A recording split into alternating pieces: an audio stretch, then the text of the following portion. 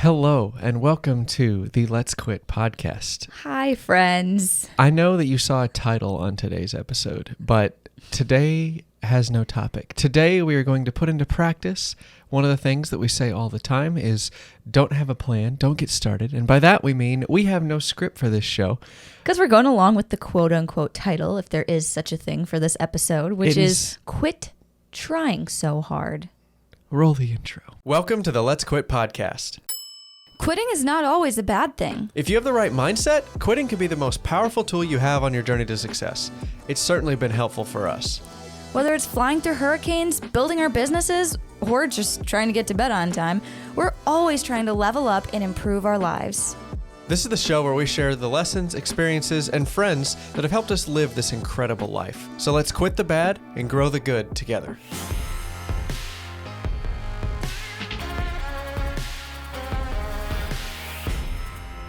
All right, welcome back. Thank you so much for tuning in. If it's your first time listening, thank you. You don't owe us anything. If it's your second time, your annual dues are you also owe us nothing.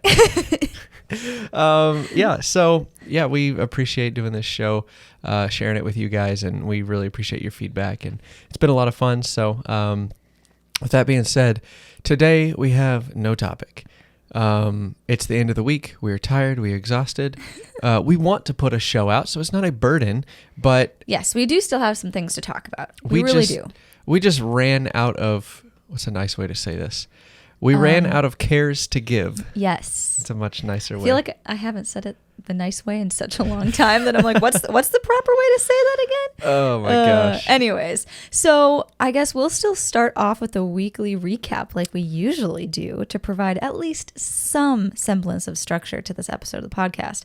And I want to start out with one thing we ended the last podcast on that, like, it wasn't even in the weekly recap. We literally just put it at the end of the podcast because we forgot. Yeah, so here you go. If we're going to add some embellishment this time. In case you heard the story at the end of we know nobody listens to the end of the podcast, but which is where we put the story. For so the we're three like, people, nobody heard. I'll talk to the three people that did listen to the story at the end of the last podcast. We're going to retell it, but what are we going to do? We're going to make it way more dramatic. Yeah, and exciting. Yeah. Make it like an action movie. Are we still going to, okay. Yeah. Or maybe not that extreme. We'll see how it goes, guys. All right. So last 2 weeks ago, maybe three at this point, the heating and air conditioning in the house went out. Well, yeah. More critically, the air conditioner. If you've heard the podcast for a while, we've had some issues with the heater in the house before. Again, this is a rented house. We don't own this space. We chose our landlord specifically because he was chill and laid back, but that's a double-edged sword because chill and laid back landlord, probably not the best at upkeep, right? So yeah, it's a give and take. Anyway, really enjoy this house. We like being here. It's what we need right now. Yes. It's a huge step down from where we were in North Dakota, but that's okay. But I think the perk of it is like, okay, I like the place, but like, and I don't feel so tied to it that like when things happen to it or if something breaks or doesn't work right or doesn't look the way I want it to, I just don't care. Right. I just, I'm not emotionally tied to it. I'm like, this is where I am starting my business. I'm learning how to do 18 million different things in life. We're starting our new part-time jobs. I just don't have time to care anymore. We had to get this house before I knew that, or either one of us knew that I had a job with the hurricane hunters. Yes. There was some administrative paperwork issues. And if you're in the military, you'll know exactly this feeling. Or government at all. Something was hanging up, and I didn't know if I was going to get this job with the hurricane hunters or not. Turns out it worked. But in the meantime, I knew I was leaving active duty. And so I was already separated. And then in the middle of that transition, there was a red flag. And it was like, hey, are we still going to get this job or not? And so we had to pick a house, pick an area, pick a city. I mean, that's one of the reasons we moved to Houston, was because of this like issue. And so we found the cheapest rental house that had what we needed and felt like we could get into, and that was this house. We saw a few others, but landlords, I don't know, like the neighbors were creepy. Like, yeah, literally one house that we looked at, like the realtor like giving us the tour or whatever was like, yeah, your neighbors are going to check up on you. They're very protective of everybody in the neighborhood. I'm like, all right, nope, next. Yep, nope, cancel that one. Where's the next house? Sorry, like, not that we're doing anything wrong or illegal or anything. It's just, I'm sorry, I don't want nosy neighbors. Yeah, Like, and especially coming from North Dakota, like none of our neighbors were nosy. They were the Right. best neighbors ever. I wish we would have known them a little bit better, but nobody cared. They just minded their own business and Right. did their thing. Anyways, I remember on that house tour though, there were literally people like out quote unquote watering their grass while they were giving tours of like this house. Yeah, I it just was felt like- all the neighbors were awkwardly staring at us. Yeah, how many times have you seen, like, in the middle of the afternoon, like 2 in the afternoon was when we were doing the tour, Yeah. and there were like 4 out of the 5 surrounding houses, and all of them were watering their grass at the same time? We're like, I'm not a big conspiracy theory guy, but something was going on. I was like, this is sketchy. I don't like it. Yeah, I think they were all, like, scoping us out. Yeah. I don't know. It was weird. But, yeah, so we found this house, and we like it, but, you know, it's an older home. It was built in Yeah. the, like, early 80s, late 70s. Yeah, I mean Right? it's nice. I thought it was 80s. I didn't think it was as old as 70s. I thought it was I don't know. 80s. It's not my house, so I don't care. Yeah, I know. I don't know like enough because I don't care that much. But I think the way the kitchen is laid out, I think that's what screams 80s to me because we have that little wall that like surrounds the kitchen instead of it being open concept. Yeah. Because I feel like open concept didn't come until like the 90s. Yeah. I don't know. We got our house and the air conditioner quit. So you want to tell that story? Oh, yes. I'm sorry. Back to the original story. So Davis was gone flying on some training missions. So sometimes we'll go and fly around and train just to practice landing at different airfields, different runways. There's different approach procedures for, you know, every one. And we'll just get practice because we fly out of different areas for hurricane season. And anyways, all that's wrapped up in Davis was gone in training for like probably 4 days. And I had a friend from college come visit me, which was a whole lot of fun. So we were just kind of hanging out here in Houston. And then I think we were like making dinner or something. And it just started getting really warm. And we're like, wow, it's hot in here. And it was that week where it was like over 100 degrees, like almost in the entire country. It was just so hot. And sure enough, I look at the thermostat. I'm like, 87 degrees? The air conditioning's supposed to be on right now. There's no way. And I go outside and the fan's not running on the unit. And I was like, you've got to be kidding me. And this is an old air conditioning unit. Like, even when it was working well, like the top where the fan spins was like not anchored correctly. So the whole thing was like vibrating and bouncing. Yeah. Like as the fan turned on. Okay, it was so loud that we had to turn off the AC when we recorded podcasts and YouTube videos because if it flipped on, you could hear it through the mics in the Yeah. background in the audio. It was pretty loud. Ugh. Anyways. Which made it really ridiculously hot in here to film. So, anyway. Anyway, and so I was like kind of in denial. I was like, okay, well, everybody's AC is probably really struggling right now. Like it might just be 87 in the house right now because we're cooking. And but then I saw the fan wasn't running, so that was kind of a dead giveaway. And so I get a phone call. I'm at a Texas Rangers game because one of the places we stopped for the night was in Dallas, and we had a couple hours, you know, just to kill in the evening. And so the Texas Rangers were playing, so we all got tickets. We went to the game, and I'm sitting there in the stands, stuffing my face full of nachos and popcorn, and she calls me and says, "The air conditioner's broke," and I'm like, I'm sorry? Like, there's nothing I can do in that situation. Like, Right. And I was just letting him know. And then second is because I'm like, okay, well, I'm going to go out to the breaker box and turn it on and off and see if that solves the oh, problem. that's dangerous in this house. It is dangerous because this breaker box. Well, let's back up. This house was wired by Uncle Grandpa. Yeah. Like, I don't know who did it, but they were probably colorblind and the store was out of whatever they needed to buy. So they just like jerry rigged all the wiring. And also they only had like an hour to do it in. This house is mostly safe. It's mostly safe.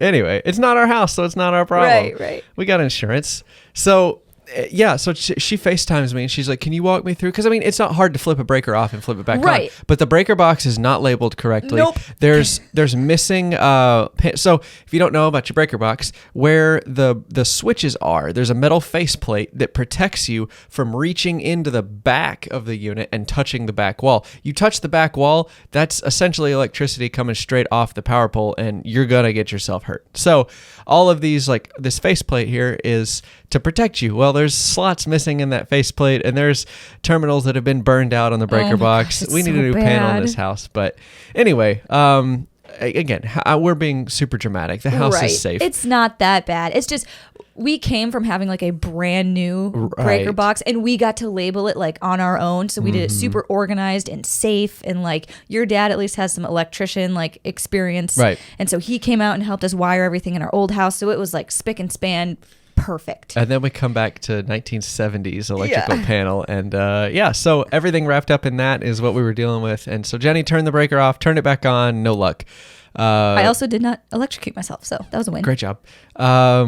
But then she calls the landlord, right? So it's the homeowner's brother who is our landlord, and in broken English, we're trying to communicate back and forth like, hey, the air conditioner's broken. And it's like, well, okay, I'll send somebody out today, which we didn't think anybody was going to come out that day. I was like, oh my gosh, it's over 100 degrees. Everybody's AC in Houston is breaking. These AC guys are so busy right now. There's no way they're going to get anybody out to me today or even tomorrow. I'm thinking like, I'm going to have to stay in a hotel the next couple of days because it's only going to get hotter in this house and like my friends here. But he's like, no, I'll send somebody out today. So they came out to look at it. And they're like, yeah, it's just so old. Like, you're not going to find a motor to replace it. You need a whole new unit. And so they jerry-rig it somehow to, like, work for the rest of the night. And then it broke the next day. Yeah. Anyway, we got a whole new heater and air conditioner in the house. And it's very nice.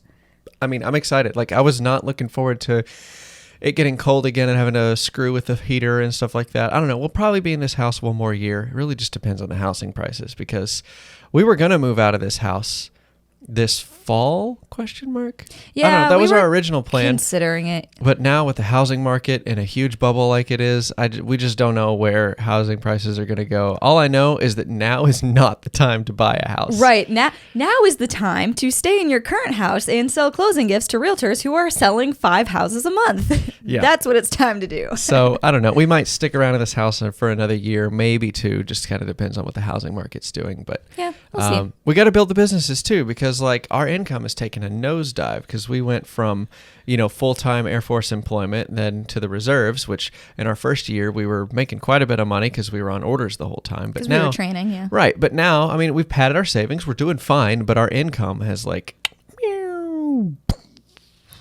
yeah. That was an explosion for those of you listening in the car and not watching on YouTube. It was a very tiny explosion. So we just need to get because again, to get a loan from the bank, you have to prove that you don't need one. So, which is so crazy. Anyways, this is not going to turn into a bank podcast. We need to wait another year or so until we're taking enough of a paycheck from the businesses to make ourselves appealing to the bank to give a loan to, or hopefully if the businesses are successful, maybe we can just pay cash for the house and we don't even need to worry about a loan. Yeah, we'll see. We can always dream, right? Jury's still out. Bottom line, this house isn't the worst. I think that most of the reason we don't like this house is because we're running 2 businesses out of it. Yes. This is too small of a house for 3 people with your brother here and 2 businesses. It's just not, it's meant for a small 3 to 4 person family and that's it. Yeah. And we're running 2 businesses and the garage we can't park our cars in. It's it's a fun experience. It's what we need right now. Yes. I don't know. We might not hate this house once we move to a commercial space is what I'm trying to say. Right. It's going to get so much better once we're in a commercial space and nothing business related is here anymore. Right. Maybe just a few tools in our desktop, computer that we do editing on. Because I think a lot of that has to, a lot of our disdain for this house, I don't think comes from the house. I think it comes from the fact that we never leave. Yeah, see that too. And it's like, all right, get up, time to go to work, walk across the hallway into the studio, record, walk back across the hallway, right, and into you're just the living room. I mean, look at what COVID did to everybody. Everybody else was sick of their house too because they stayed there all the time. And so people were projecting their own unhappiness onto their home, which is why lumber prices are skyrocketing in addition to the shortages. And people are moving and buying bigger houses is because they just spent a year solid in the house that they were in, and now they want a new house. So of course you're going to find perfections in something that you're stuck in for a year. Oh, I saw something the other day. They're offering 40-year mortgages now. Oh, yes. Oh my gosh, somebody told me that, and I was like, wow, 40-year mortgage. Yeah, I don't know what that's going to do. I don't know what that's going to look like either. Well, I mean, it's just like buying a new car. Most people don't care about the overall price. Most people care only about their monthly payment. Right, because they're going to sell the car. Right. They're never going to pay off the car. They're going to trade it in and get a different one before they end up paying off the loan to the first one. So what do they care? As long as their monthly payment's low enough that they can handle the cash flow. I'm curious what it's going to look like 3 homeowners in on a 40-year mortgage. I don't know. Well, you finish the mortgage. You don't sell the mortgage with the house. You pay off the mortgage, and then the new couple gets it. I don't know. But I'm saying, like, if 40-year mortgages stay around for, like, years after that. Well, housing prices are just going to be inflated. Right. It's going to be gross. So the third person to buy that house will be like, oh, yeah, 2 years ago it was this price, but now it's literally double. Yeah, I don't know. We're into for some interesting times the next 10 years or so.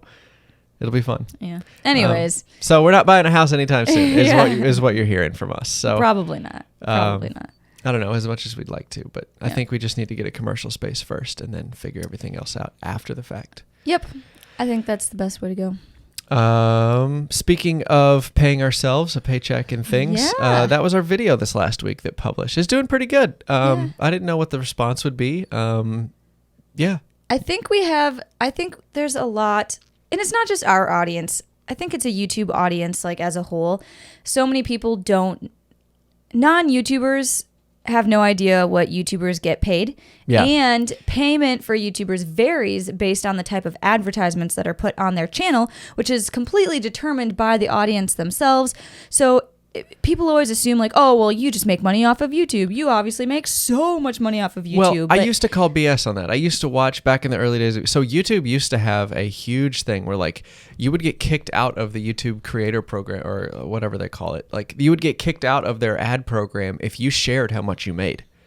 Now, videos came out and like, they couldn't, like, enforce that. Yeah. But back in the day, there were a couple of people that were, like, alluding to how much money they made on YouTube. And I was like, and what they were saying is basically what we say now. It's like, it's good money, but it's not enough to live on. Yeah. Once you subtract software fees and all of the maintenance, I mean, we probably pay, I don't know the exact numbers on this, but, like, we probably pay $300-$400 a month for all the softwares. And yeah, I mean, you've got the entire Adobe suite. You've got that. You've got the software that our programs live on. Right. We also have the Discord payments, you know, for the stud stack. We got to pay for that to get the features. And, like, again, like, you always need camera batteries. You always need a new microphone because you knocked the camera over and it broke, and, like, I don't know, all sorts of stuff. So it's not, at the end of the day, it's really not that much money you're bringing in. It certainly helps. It's very nice. I'm not trying to say that, like, I'd rather have nothing. But very appreciative. It's just interesting because it varies so much. Right. And I feel like a lot of people don't know hear a YouTuber make, I mean, I'll just say it right now, like, with just YouTube ad money alone, we probably make $1,800 a month. You know, with 85,000 subscribers, with maybe 20, 30,000 views every video, we make maybe close to $2,000 a month just on YouTube money alone. But again, you subtract, you know, $500 for all your fees and stuff every month, and then you subtract another, like, 30% because you got to pay taxes on that. Yep.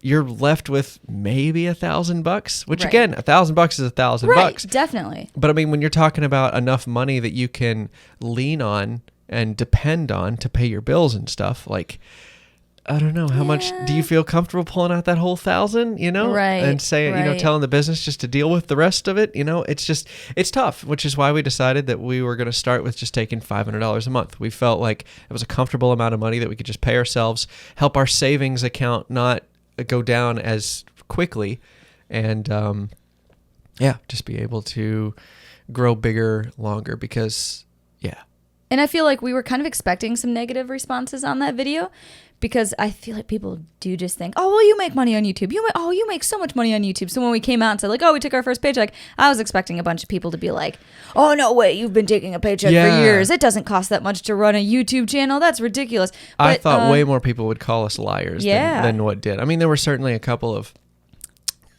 less than friendly people down in the comments. Oh, there's always less than friendly. Sure, but, like, I was expecting a lot more. I was expecting people to just not even believe us. But I mean, that's the truth. We only just started taking a paycheck. It was actually, like, really positive feedback. I was impressed. Yeah. So anyway, things are going great. Yeah, that was that video. What else have we done this week? Oh my gosh. What else have we done? It's just a Stud lot Stack of... went to Discord. That's what I was going to say. Okay, go for it. That's what I was going to say. So the Stud Stack, for those of you who watch our videos, it is our private group for makers who make money and run businesses selling what they make. It's just a networking group. It's like the Chamber of Commerce, but Right. it's instead of a bunch of local business owners, it's just people who run maker businesses. So Yes, and it used to be on Facebook because that was like a platform everybody had. And really there wasn't a platform that existed that offered all the perks or like the piece, like the communication pieces that we needed for the Stud Stack until we decided to switch to Discord. And now it works fantastic. yeah, if anybody's unfamiliar with Discord, we weren't super familiar with it. We knew it was a thing, but we didn't know what it was. It's replacing forum sites. So you remember in the early 2000s, you had your favorite forum site you'd log on to. You had a screen name with a little like signature block, and you would just make posts on this page, and it would keep track of the conversation based on topics. It's basically that, but instead of posts, it's a live chat feature. So if you've ever been on a YouTube live stream or anything like that, it's a very similar feel. It's just a chat. So the conversation grows and moves and ebbs and flows. There's not so much of a record. I mean, you can scroll up and see everything that's been said, but it's really more of a living conversation than it is an archive for content. Right, which is nice for people that want like fast feedback on business things. So you post in there like, hey, somebody look at my website. Like, what do I need to change? How can I market myself better on my website? Here's the link. Literally within like, I don't know, 2 minutes, people will message you back and be like, oh, I like this tab, but this tab you didn't have a link here. You should have a call to action. You're getting almost immediate feedback, which is so cool. Which we found is what most people want. They wanted the feedback and advice and the speed more than they wanted to refer back to things in an archive. So yeah, and the nice thing with Discord is you can have different channels for different topics you want to talk about. Gosh, because yes. on Facebook, like really you're only going to see 2 or 3 posts at the top of the feed because all the others... That's if you get to the group. If you get to the group. If you find your way to the Facebook group, which... when you open the Facebook app, it shows you your default feed. So now, like, I'm competing with your niece who just had a baby, like, to convince you to go to the Stud Stack instead of stay on Facebook. Like, Facebook's whole goal is to keep your eyeballs on the screen. And you open the app for one thing and you find yourself scrolling down somebody else's feed. I just didn't want to compete with that. People are paying for this. Right, because you have to put in the effort to click on the Stud Stack group. And if you did show up there, what Jennie was saying is like only the top 2 or 3 posts are what you're going to see before you get distracted and do something else or comment or, you know, somebody pulls you out of it. Right. It wasn't very conducive to solving problems and getting quick feedback. So and now we have multiple channels within Discord for different topics for people to talk about. Yep. So there's, you know, a CNC help, a laser help, marketing, sales, website. Right. So business. one of the downsides of Facebook is that we had to really strictly enforce, because those top 3 posts on the feed were so valuable, we couldn't have it cluttered with personal stuff. Mm-hmm. As much as we wanted the groups to have like good relationships and stuff, we had to weed that stuff out because the people were wanting, like we took a poll, like people wanted the sales and business advice. And so over like specific woodworking type correct advice. So we were pulling our hair out trying to enforce these rules, which nobody was being malicious. People were just trying to get help, and we just felt so dirty, and we're like, look, we got to do this. We almost we had a couple of run-ins with people that were just honestly trying to help, and we felt so terrible. And we're like, it's not you, it's the platform. Right. It literally is the platform that's kind of screwing us over right now. So we said, screw it, I don't care. Like most of our audience, if you know, is older white males. I'm just going to say that. That's 99% of our audience is older white males. And so we didn't think that they would join Discord, but they surprised us. We were totally wrong. We counted them out. Yeah. But we switched over to Discord, and about half of them were already familiar with. Yeah, it was great. Yeah, they were already familiar with the platform. They already had accounts. So.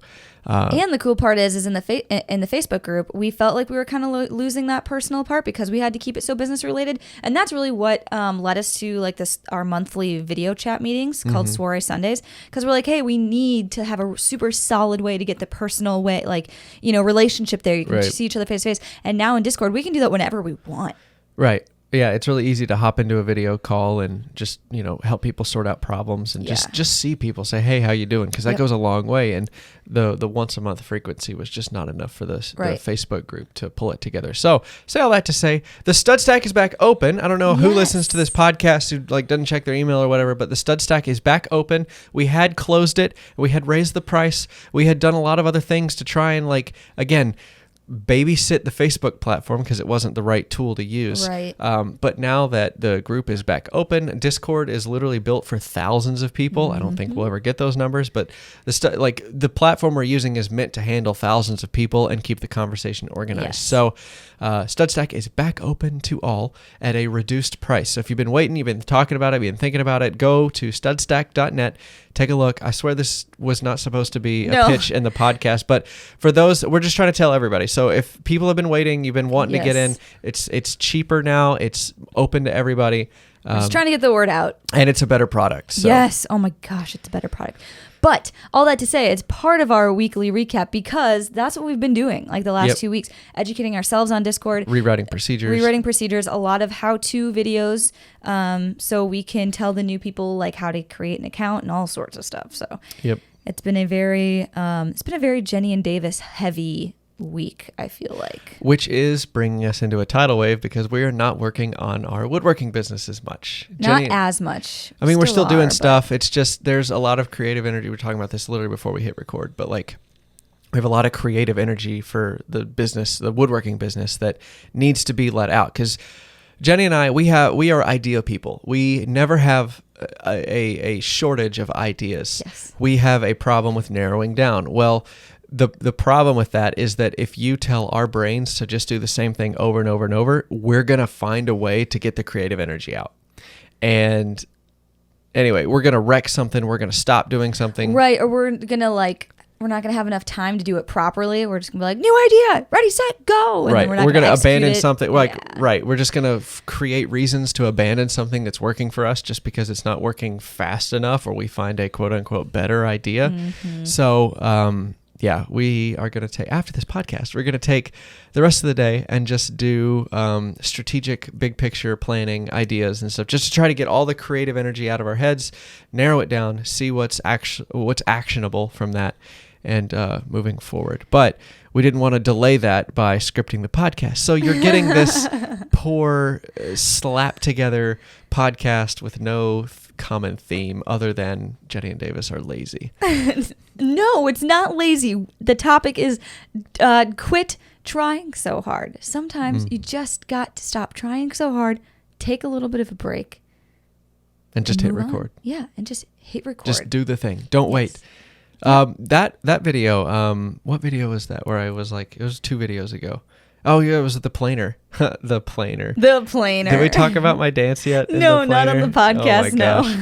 All right. So for those of you that maybe your eyeballs have healed, I did a little dancing segment. I don't know, I was just trying to have fun with a new planer. And I thought, what better way to, celebrate the fact that we got a new planer than to dance on it like I was an exotic dancer. So yes, because there's no other option. That must be the only way. That's how I celebrate. How do you celebrate? Not like that. We had a lot of people say, I eat cake. Like, what do you do, bro? We had a lot of people say that that's how they celebrate when they get a new tool. So, well, to each their own. Maybe we'll make you all a special Discord channel for celebrating new tools. I don't want to host that conversation. I don't want to be liable for legally. I don't host that. If you want to start an OnlyFans with tools, that's on you. Anyway, so we did that, but at the end of that video, what was the message there? It was like, just start before you're ready. Yeah. A lot of people took well to that lesson. Mm-hmm. Half the people don't need to be told that. Half the people are going to start before they're ready. But the way that reality works is that those people are unfortunately correct. I say unfortunately because I'm biased the other way. Like, I think that you should do your research and everything before you jump into something. And I'm the same way. But sometimes you just need to jump into it. Right. And anyway, that's the world rewards those who go ahead without all the information. Yep. Only science rewards those who jump in with, all their ducks in a row. So unless you're in the science, if you're in business, it's the opposite. Yeah, but if you're in science, opposite. you got to go with your research and everything first. And so that's been something that we've been really having to get used to also because we're in the science community. Like in our other jobs, we are scientists and we went so hard to hold college to be scientists, and then before that in high school we were taking classes because we knew we wanted to become scientists. So our whole life has been very structured and don't start till you're ready and do all your research, dot all your T's, cross all your I's. Yeah. And Yeah. So it's just weird seeing how business turns everything upside down. It's fun. Like, you can sit there and you can say the world should be a better place, or it should be different, or it should be the opposite. But if you really want to make a difference, if you really want to make an impact, you got to just accept the rules of the game as they're played and then start playing the game. The only way you're going to change that game is from the inside out. So if you really want to change how business is done, like, you got to execute on it. Like, and then slowly start to change it. Like, once you become big enough and you're in the inner circle, and then you can start to say, hey, you can nudge it along. That. Yep. So, yeah. Anyways, I got way more philosophical than we intended to. Just a little bit. Yeah. Hey, there you go. It's kind of like we had that's the equivalent of our title topic discussion or something like that. Let's go. There you go. Yeah. But it is crazy to see. I literally noticed this the other day, especially on Instagram, because so when we send out boards to realtors, or when somebody buys one and they finally get it, a lot of times they take a video of the unboxing experience of their board and then they post it on their Instagram story. And some people, like, they'll open the box first. They'll have it all set out in pretty. And that's when they'll take a video. Like, I got this board from Samara Table Company, and look at the back. It's engraved with my name. And some people, they're like ripping the box open on camera. They're like, oh, I don't know what's coming next, but rip it open. Oh, look at it's the board. Oh, I have no idea what else is in here. Oh, look, it's a card. I would never think to share the unboxing experience until I'd savored it for myself. Right. Like, you're the same way too. Like, just it doesn't. There's some people that are wired to share before they like do it themselves. The information, I right? guess. And then there's people like us who need to consume it first, and then if it's useful or that if it's worth sharing, then we'll get around to sharing it. But again, like, business and the world reward those who share before. I mean, that's the news. Like, right? Like, that's the news. It doesn't matter who has the most correct story. Whoever has the story first is who's going to get the eyeballs. Right, because they can always correct it later if they need to. They can amend it. And seriously, those Instagram stories where people are opening it like in the moment, they do better. They have more views because people are like, oh, I'm in the moment with you. I have no idea what's going to happen next either.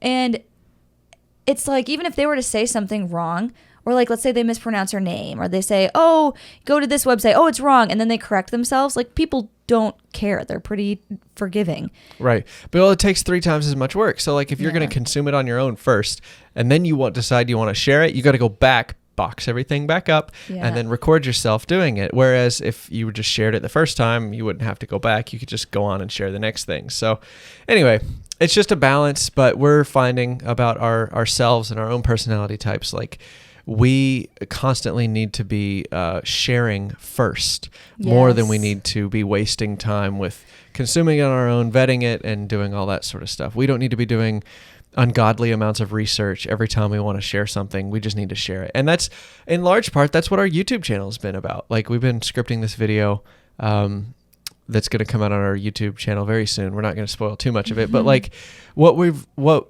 our channel from the very beginning has been us trying to share what we already know or what we are learning in the process. It's going to be dirty. It's going to be sloppy. We're going to be wrong. I mean, good Lord, like, go back, please don't, but like, go back and watch some of our early YouTube videos. They're trash. Like, they're so bad. Not only is the video bad, it's not entertaining. The music's too loud. We're awkward. I'm like insanely aggressive and rude. And then like, I'm trying to share something, but I'm like pissing off everybody that's watching it, like with my mannerisms and how I'm talking to them. It's just, it's poorly done. And then on top of that, sometimes the information is wrong. Now, we've tried to take out videos from our channel that are like blatantly wrong. So like, I don't even know if we've ever had like a whole video that was ever like, we did the saw stop one. You remember that? Oh, that's right. I had some misinformation in a video that I was sharing. Yeah, that's the one. Yeah. And anyway, basically I was probably more aggressive than I remember, but I was critiquing saw stop, and I was like, yo, like, safety is not that important to me. It wasn't at that time. Safety was not as important to me as just a hobbyist woodworker. And so I bought a new Grizzly table saw. It's the one that we have right now. And I explained in the video why I did not buy a saw stop. And I basically said that it's too expensive. You're price gouging, and all of the things that we say are not true. Now, like, there's no such thing as price gouging. Right. If they want to charge $10,000 for a table saw, let them. Like, that's on them. Like, anyway, I was just. But I wouldn't have taken the video down for that, because I would want people to see my mind shift change from that old like fixed mindset to the new mindset of like, yo, price is completely arbitrary. But there was I said like, why don't you like try to license the technology to other table saw manufacturers? And I was like making that my main critique, and a lot of people in the comments informed me and said like, yo, they tried and they couldn't do it, and every tool manufacturer told them to go pound sand, so they started their own. And so that was the first time I was like, yo, we need to take this video down, because I don't care about being wrong. Like I really like I just life is don't. a series of being wrong, and The better learning. you are at being comfortable with being wrong, the faster you can not be wrong. Yeah. So I don't care about being wrong or having a video where I did something wrong, because we're going to learn from that. But when I'm propagating misinformation, that's when I sort of have a problem with it. But taking that video down took way less time than it would have taken to research the history of SawStop and upload a video correctly the first time. So I say all of that to say it's better to go ahead, post the video, and then clean up after yourself. Then that's going to be way more efficient than trying to do your due diligence every single time you try to do something correctly the first time. Yeah, it's a hard balance to strike too, because you don't want to have like absolutely zero information before you jump into something. But Anyway, but yeah, that's so our YouTube channel, this video coming out in a couple weeks, is just basically going to say, look, our channel from the very beginning has been us sharing what we're learning: right, wrong, indifferent, upside down, aggressive. I was also sleep deprived the entire time we started the YouTube channel. Yep, so pretty much. Anyway, you take that for what it's worth. But like, our channel has always been us sharing what has worked for us in that moment. And it's going to continue to be that. So, yeah. Yeah. Just, yeah. Yeah. With more, yeah. Yeah. I'm excited for this video. It's going to be a good video. Make sure you subscribe to the YouTube channel. I don't need to tell this audience. Right. That. I'm pretty sure anybody listening to the watched podcast is already subscribed to our YouTube channel. So, yeah. Anything else? I think that's pretty much it. Had a couple. We're going on 35 minutes here. Yeah, This had is a couple cool videos come out. Transitioned the stud stack over to Discord. Our AC is fixed. I'm trying to think what other big things in our life. I don't know, but as far as I'm concerned, the podcast is done. We hit our 35 minutes. We gave our listeners mostly what they're listening for. I don't know. This is the behind the scenes. If you ever want behind the scenes, this is... Maybe we probably won't make this a regular thing, but today we were just not feeling like giving the whole production thing. We would rather give you a again, start before you're ready. We'd rather give you a podcast to listen to than to skip a week and maintain quantity over quality. Yes. Yep. Not always, but in this case. And on that note, it's been great talking with you guys. And we've got at least one guest that I know of that's coming up shortly on the podcast that we're really excited about. Yes. So we won't spoil it. No, we're not going to spoil it, but keep an eye out for our next guest. It was a great episode, so I'm excited. Very cool person. Other than that, we'll let you go. Thanks for hanging out with us with no plan. And I hope you enjoyed it, and we'll catch you on the next one. Bye.